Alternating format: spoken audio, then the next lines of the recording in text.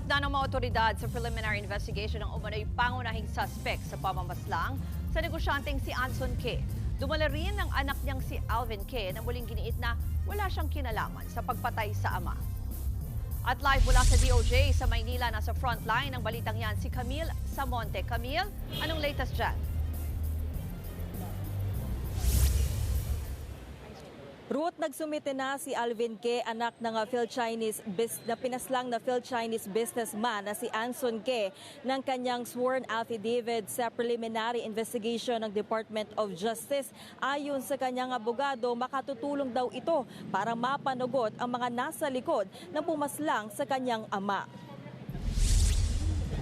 Pagsisiguro ni Atty. Perdito Campanilla, patuloy na makikipagtulungan ang kanyang kliyenteng si Alvin K sa mga otoridad sa ginagawang investigasyon. Matatanda ang naghain ng motion ang PNP Anti-Kidnapping Group na tanggalin si K sa mga respondent sa kaso dahil umano sa kawalan ng sapat na basihan. Pero iginiit ng State Prosecutor General, aaksyonan lamang ang motion na ito kapag mayroon ng resolusyon ang prosecutors sa reklamo.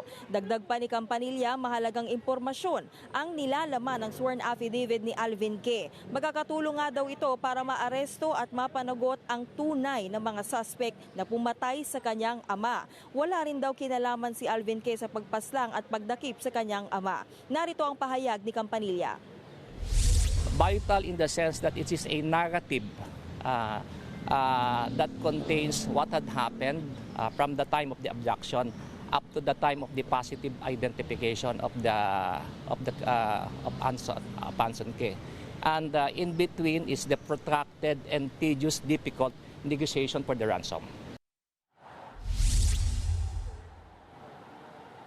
Ruth, bukod kay Alvin K, dumalo rin sa preliminary investigation si Go Wen Lee o alias Kelly Tan na isa sa umano'y pangunahing suspect sa pagpaslang kay K. Malaki raw ang naging papel ni Kelly sa krimen dahil nakita siyang umaaligid sa van ni Anson K nung araw na huli siyang nakitang buhay noong March 29.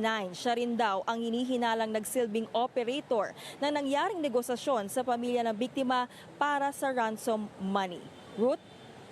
Camille, ano pa ba ang inaasahan? May susunod pa ba na preliminary investigation?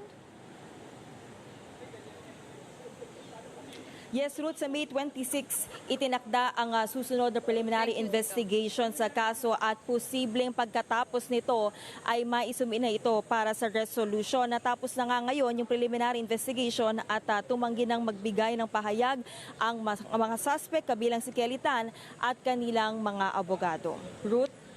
Yan po ang Express Report ni Camille Samonte. Mga kapatid, ako po si Ruth Cabal. Maging maalam at may pakialam sa mga may init at rumaratsyadang balita sa Frontline Express. Para maging updated sa balitaan, mag-subscribe lang sa social media pages ng News 5.